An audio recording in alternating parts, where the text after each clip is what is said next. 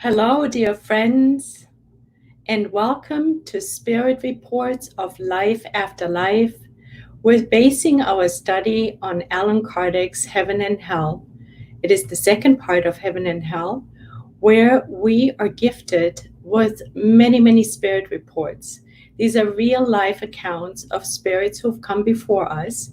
They're discarnated and they're reporting back to us of what their experience on the other side is like. And the beautiful thing is, we also learn a little bit about their previous incarnations, so we can tie it into a nice picture where we can say, okay, I'm learning of how to be a better person, how to work better on my inner transformation, and prepare myself for my next steps, including my discarnation. Or we're looking at the cases and we're saying, maybe we don't want to do this because look what the effect of the causes we've created, the seeds we planted in our garden of eternity. Every second we have a choice, and it starts with our thinking and then in our feelings. It starts with our feelings and our thoughts. And as we think and feel, we emit. And as we emit, we attract. It's like a boomerang. It's the law of cause and effect. It's just like gardening. It's just like being a farmer. When we go in our gardens and we put seeds into the soil in the spring, they will grow. And whatever seed we're putting in, that's the harvest we will be reaping. So sowing is voluntary. Getting our harvest, reaping our harvest is compulsory. So let us be mindful. Today, we will have a beautiful, unprecedented case. Very interesting. It is Antonio B. That's his name. You can find him on page 516 in Heaven and Hell. And let me say hello to friends. I see quite a few. Feel free to say hello. It's always more fun in our intercontinental classroom to greet each other, to extend the love, because the love feels good. So Antonio B. So let us read about him. He was, and this is pretty grisly if we're really imagining it, he was buried alive. Can we even fathom that? He was buried alive. And the subtitle is The Law of Talion. So what is the Law of Talion? It goes back, it's called Lex Talionis, which is Latin, and this law dates back to the Babylonian days and the present, the early biblical and early Roman days. And what does it mean? It means really an eye for an eye. So what we experience, what we are handing out, what we are creating comes right back to us. As we said, law of cause and effect. But this particular case is entitled The Law of Talion, Lex Talionis. So let's see what that means. Antonio B. was a talented writer. Esteemed by his fellow citizens, he lived in Lombardia and fulfilled a civil servant position with distinction and integrity. Around 1850, he fell victim to a condition of apparent death as the result of an apoplectic attack. Now, what is an apoplectic attack? It is something where suddenly the powers of the senses and the motor senses stop working. So there's no movement, there is no senses working anymore, and it comes on suddenly. And the reason for this is an effusion of blood in the brain. So there's too much blood in the brain. We don't want to go into further medical analysis, but we're getting a picture. So all of a sudden, all his senses stopped short. As sometimes happens, it was unfortunately mistaken because signs of decomposition seemed obvious on the body. 15 days after his burial, a fortuitous incident led the family to request an exhumation. It so happened that a medallion had been inadvertently left in the coffin. The assistants were terribly shocked when, upon opening the coffin, they saw that the body had changed positions. Whoa, that it had turned face downward, a horrible thing. Can we even imagine? That one of the hands had been partially gnawed on by the deceased. So when they opened up the grave 15 days later, they saw the body turned around, face down, and one of his hands had been gnawed on. So it was obvious that the unfortunate Antonio B. had been buried alive, and he must have succumbed to desperation and hunger. All right, let's see why somebody would have to experience something grisly like that. So let us keep on reading. Antonio B. was evoked in August of 1861 at the Parisian Society at the request of one of his relatives, and gave the following explanation. So we are very excited to hear the explanation. So it took him about 10 years to appear at the Parisian Spiritist Society. So do you remember, he's being asked, first question for him was, do you remember the circumstances of your death? And the answer is, of course, I remember, but why awaken that memory of punishment?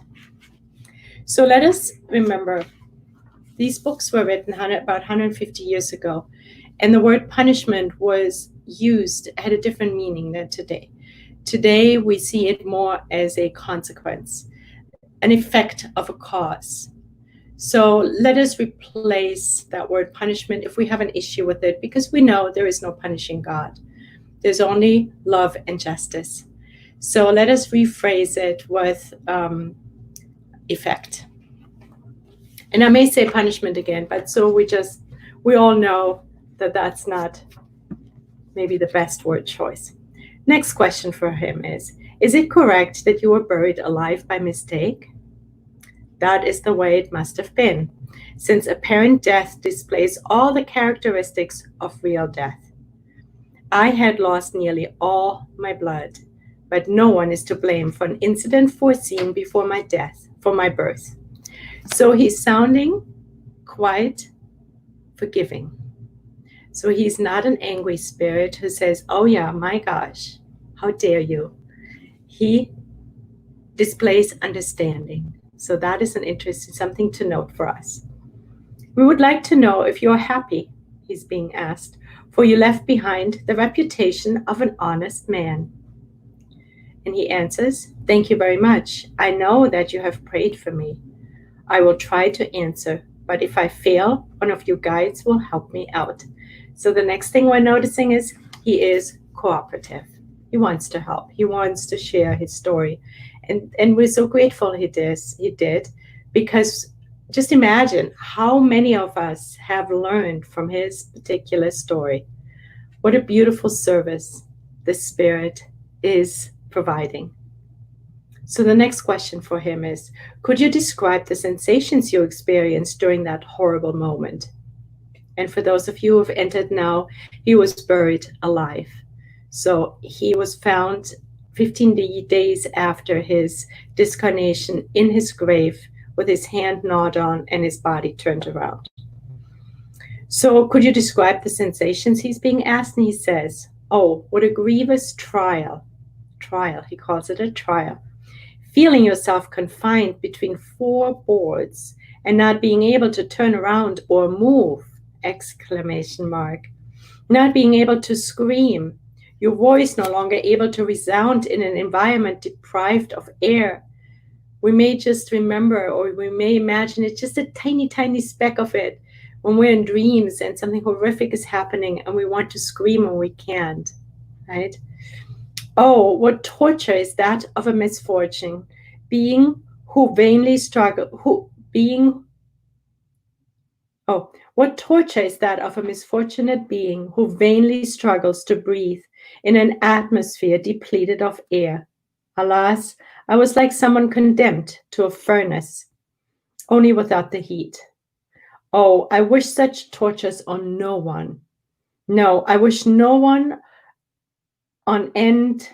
I wish on no one an end like mine. Allah's cruel punishment for a cruel and brutal existence. Hint, hint. So he's seeing it as a trial, it sounds like he sees the rightness of his suffering, of this horrific death. And he says that it is punishment for cruel and brutal existence. All right, so there was something that happened before that last existence that warranted this death. Now let us remember, it is Eye for an Eye is the title.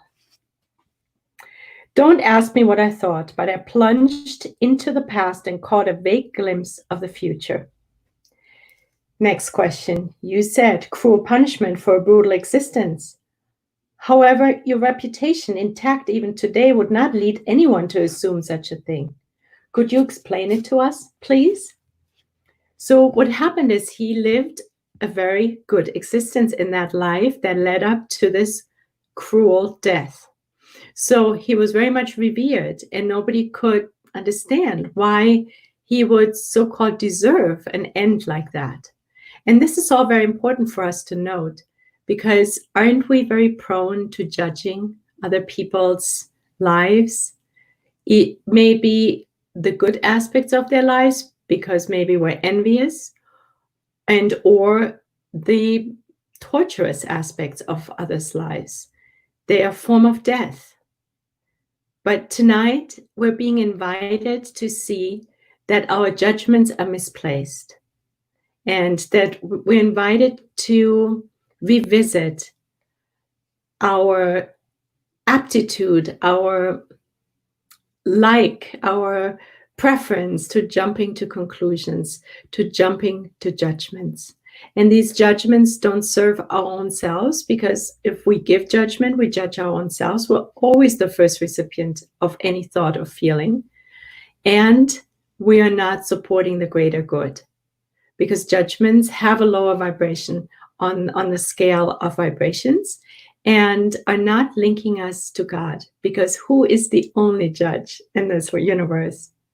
The divine, beautiful, loving, caring judge, and that is God. We weren't born to judge. We weren't born judges. We're here to undo past mistakes, and we're here to work on our inner transformation, and hopefully we're here to serve, to be charitable. And charity, as it is defined by the spirits on high, the definition we can find in the Spirit's book is benevolence towards all, which means goodwill towards all. And it's indulgence towards others' imperfections. And it is defined as forgiving others' trespasses, others' incomprehensions. So judgment isn't part of charity. So now let's see. So we don't understand, how could he have had such a death and a good existence before? So here's the answer.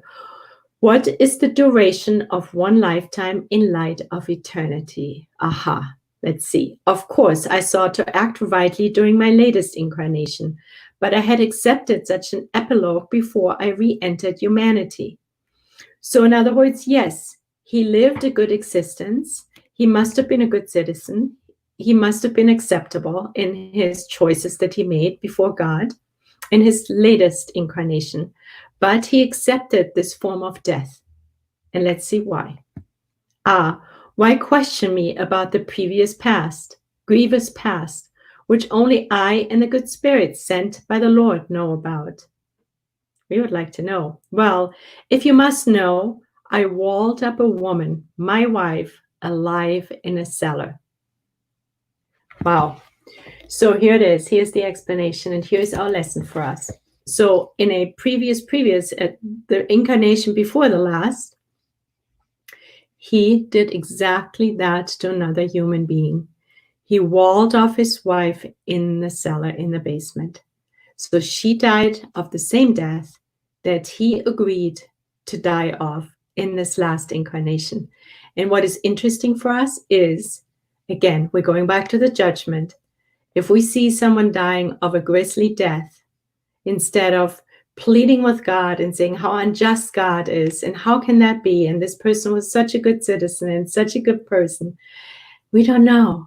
Because as he teaches us what is the duration of one lifetime in light of eternity, we don't know how divine justice works. But we do know that divine justice is divine justice. That means it's infallible. It's always correct. It's perfect. It's not for us to argue with God. That would be what? That would be prideful. So we're invited to surrender to God's will. And God's will sometimes plays out in cruel moments. And it is something that the spirit who is suffering from this cruelty may actually have agreed to experience. And we see that in this case. He agreed to it. Let us continue. It's so fascinating, this case, isn't it? So it is the penalty of talion, which is the eye for an eye, lex talionis, to which I had to submit. An eye for an eye, a tooth for a tooth. Now we know Jesus came and taught us to return good for evil and not to punish others. But again, we're not the judges, right? We are invited to return good for evil, to undo our own past wrongs, and to practice charity. But in this case, God and the Spirit agreed to experiencing this lex talionis, this talion law. We thank you for having been willing to answer our questions, and we pray for God to forgive your past because of the merit of your latest existence. I will return later, he says. Besides, the spirit of Erastus wishes to complete this communication. So now we're going to get an explanation by the medium's guide. So let us see. We're getting a little bit more information. What you may infer, and this is quote unquote, now I'm reading, what you may infer from this communication is that all your existences are interrelated and that none are independent of any of the others. All right, so very important, right? All these incarnations for millennia that we've gone through, they're all connected.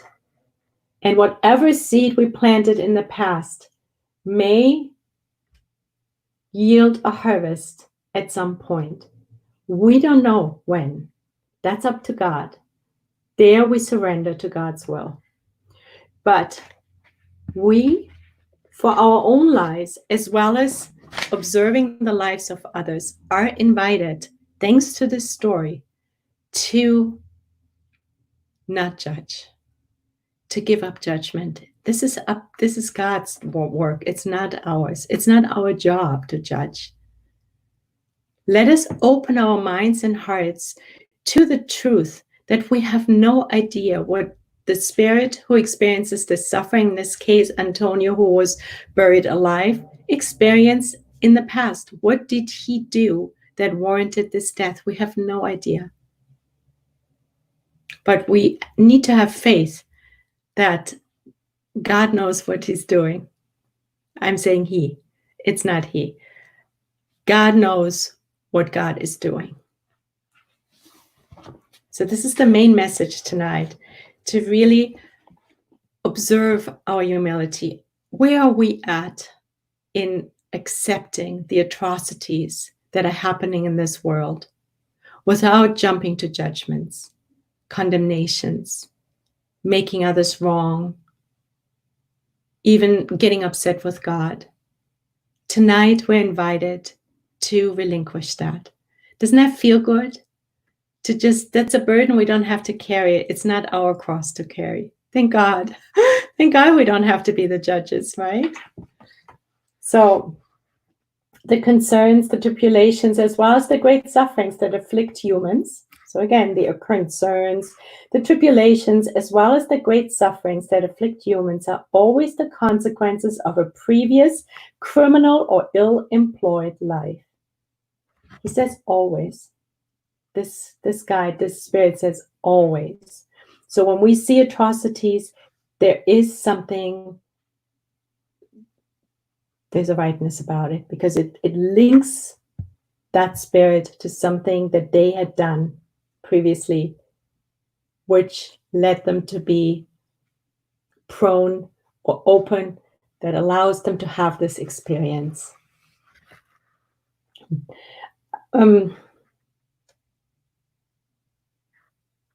Antonio B's blameless latest existence ended in such a death.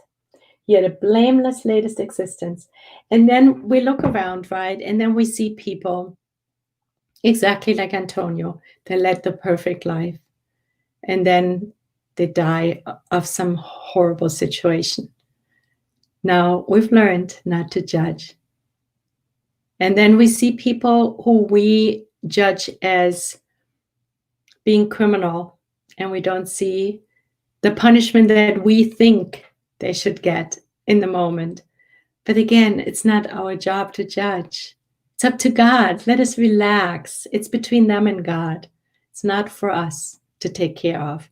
But what is for us? It's like taking care of this one, my backyard. I need to clean up my backyard, not the neighbors. It's my backyard. It's my inner transformation. I need to work on myself. And in this today, we're invited to work on our judgments. Let them go. Give them up to God. It's actually really hopeful, really good news, right? One thing less. So let's see. So Antonio B's blameless latest existence ended in such a death. It was because he himself had asked for it, with the aim of shortening his errant state and more quickly reach the higher spheres. There it is. He even asked for it. And how do we know that what we're observing out there in the news or among people we know, and we judge it and we say, oh, poor this and that, X, Y, and Z. They may have asked for it. Isn't it much more powerful, much more supportive, much more charitable to pray for them so that they have the strength to carry the cross that they forged for themselves? What does Emmanuel teach us? In order to undo the shackles that we have forged against our own selves, he says, the shackles that we have forged, we're the only creators of our own shackles, that we have forged against our own selves. We need to seek goodness. We need to feel goodness. We need to visualize goodness. And we need to mold goodness with all the resources we have at hand. That's a 24-hour job. That's our job. All right, let's continue. In fact, after a period of trouble and mental suffering to further expiate his heinous crime, he will be forgiven and will go to a better world where he will find his victim, namely his wife that he walled off, who awaits him and who already forgave him long ago. What a beautiful situation. So he expedited his development, his inner transformation, his undoing his past wrongs by experiencing this excruciating death. And as a result, he's allowed to graduate from Earth and go to a higher world even. And then that allows him to reunite with his former wife, who already is waiting for him, who already forgave him. How beautiful is that? How beautiful. Let us keep that in mind next time we feel the tickle to judge a situation that we don't know anything about. Because everything we look at is just a snapshot. Because we're very much current. We don't know what happened before. We don't have those faculties, most of us. So it's just we have a keyhole perspective on life. Let us remember that. And that keeps us more humble as well. Only God knows. All right. Thus, learn well from this cruel example. Learn well from this cruel example, my dear spiritists, so that you may patiently bear mental and physical suffering and all of earth's miseries. See, we're invited to patiently bear mental and physical suffering and all of earth's miseries. Because now we know. We don't know. We are not judges. So then, what advantage can humankind gain from such punishment? How does humankind gain from such a punishment? The question is. And the answer is, consequences do not occur in order to develop humankind, but to consequence the guilty individual. So this is not for the common good that this guy was walled off or that he was buried alive. No, it is not for that purpose, but it is for him to expiate his past action that was cruel and criminal. Frankly, humankind as a whole has no interest in the suffering of one of its members. In this case, the punishment fit the wrong. Why are they insane, mentally impaired, and paralytic individuals? Yeah, why? Why do we see mentally insane, mentally impaired, and paralytic individuals in the world? Why do some die by fire? Why? Why do some suffer the tortures of a long agony, unable to live or die? We see it every day, right? Believe me, respect the sovereign will and try not to probe the reason behind the decrees of providence. Know that God is just and does only what is good. There it is. So God is just and God does only what is good. Divine providence is loving care. Divine providence sees everything and is always there to help. But we need to do our share, and sometimes our share is being buried alive, like in this case. So now, this was from the Spirit Erastus. And now we're going to a small print explanation by Allan Kardec. Doesn't this example contain a great and awesome teaching? We think so, definitely. Thus, God's justice always reaches the guilty, and although it may arrive late sometimes, it does not fail to follow its course nonetheless. It is with mathematical precision that the effects will catch up with the causes we created. So it will always, and this is confirmed here, God's justice always reaches the guilty. And although it may arrive late sometimes, and we may get the impression, oh, I got away with this, nothing's happening, I'm still healthy, I still have this, that, and the other. Maybe not down the road, right? Isn't it eminently moral to realize that if greatly guilty individuals live their existence peacefully, and often in abundance of earthly assets, the hour of expiation will nevertheless sound sooner or later? Yes. So isn't it eminently moral to realize that if greatly guilty individuals who live great lives, and we see that so often, right? Where we know this wasn't right what they did, even public figures, we don't have to worry, because here we hear it again, that their hour of expiation will nevertheless sound sooner or later. It will. It always will catch up with everyone. Punishments of this nature are understandable, not only because we can witness them somehow, but also because they're logical. We believe in them because our reason accepts them. Makes sense, right? Thus, an honorable existence does not exclude the trials of life, since one has chosen or accepted them as a supplement to expiation. So this is really important. So if we're wondering, well, aren't there mitigating factors, right? So I've committed this crime and now I may actually be aware of it, right? Maybe it happened in this lifetime and nothing has happened to me yet. But now we may feel fatalistic and say, oh, okay, so I'm just going to wait for the hammer to come down on me.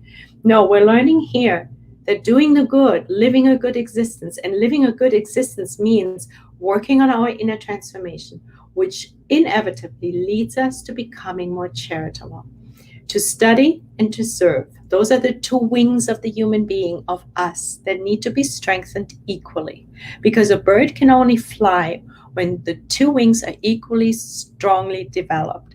And that's what we need to do. We have one wing, which is wisdom, knowledge, studying, educating ourselves, and the other wing is love, is service. And both need to be active, need to be strong. And that is our work. And if we focus on that, here we learn, we're creating some merit. We are undoing past wrongs while we work on that. We'll read it again. Thus, an honorable existence does not exclude the trials of life, since one has chosen or accepted them as a supplement to expiation. So the supplement for Antonio B to his cruel death of being buried alive was living the life of an honorable man. It helped him further to eventually, in his case, graduate from planet Earth. He was allowed to go to a higher planet. It is the remaining balance on a debt that we pay before we receive the award for the progress we have accomplished. And that was for him being buried alive.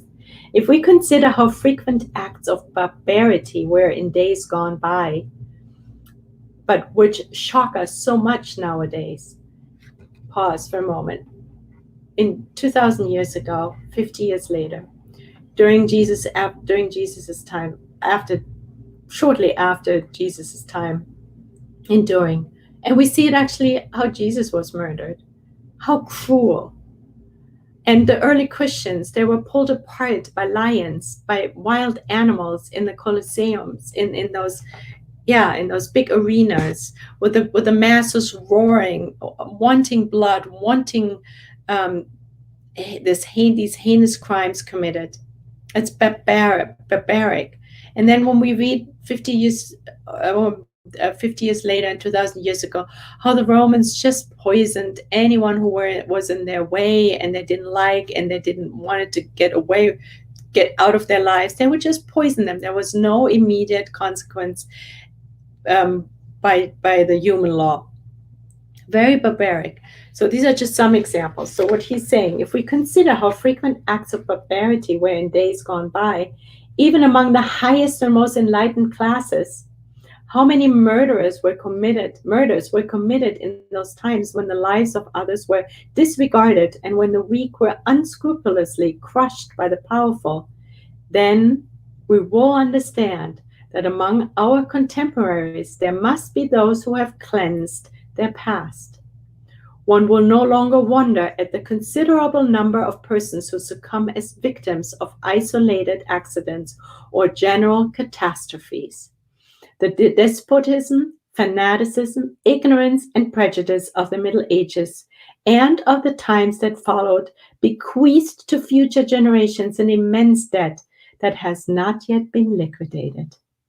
Many examples of misfortune seem to us to be undeserved solely because we can only see the present.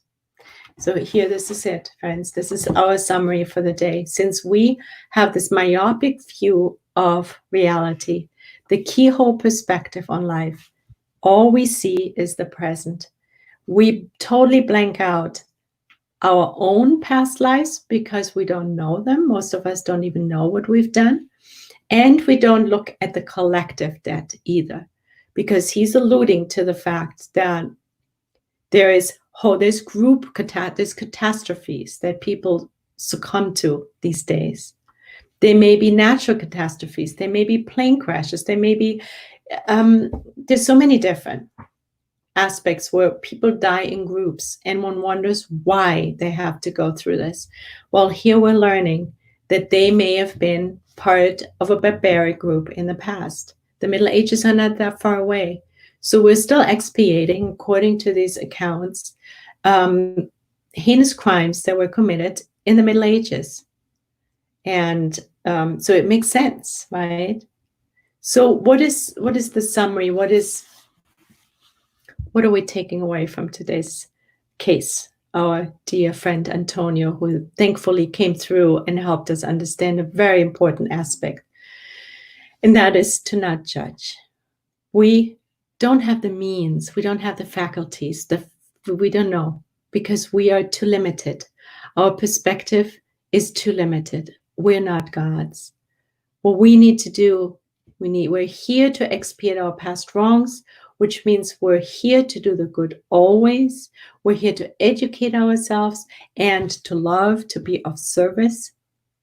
We're here to surrender to God's will, and that may be in our daily activities, but also to our own suffering and observing others' suffering, knowing that God is infallible.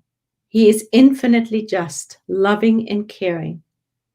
God knows. There is never a mistake. So for us to argue with God, to think there's a mistake anywhere on this planet, would be very presumptuous. It would show that we need to work on our pride. So dear friends, let us complete our study with a prayer. And let us call in, since we are talking about suffering, let us call in Mother Mary, who dedicates her life to the Valley of Suicides, who is working there to help the spirits who are most in pain. And she is always ready to support anyone who is suffering. And if we see suffering on this planet, we are invited to call in Mother Mary and her warm heart and blue cloak, helping those in need. Let us close our eyes and connect with God and Jesus and Mother Mary.